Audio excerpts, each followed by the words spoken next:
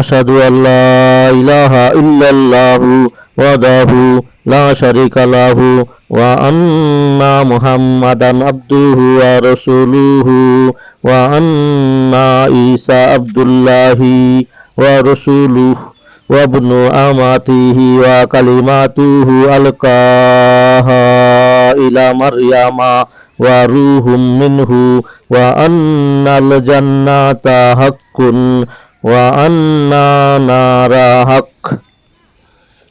হযরত উবাইদা ইবনু সামিত রাদিয়াল্লাহু তাআলা আনহু হতে বর্ণিত, তিনি বলেন, রাসূলুল্লাহ সাল্লাল্লাহু আলাইহি ওয়াসাল্লাম বলেছেন, যে ব্যক্তি উক্ত দোয়া পাঠ করবে সে জান্নাতের ৮টি দরজার যে কোনো দরজা দিয়ে প্রবেশের ইচ্ছা করবে, তাকে সেই দরজা দিয়ে আল্লাহ তাআলা প্রবেশ করাবেন।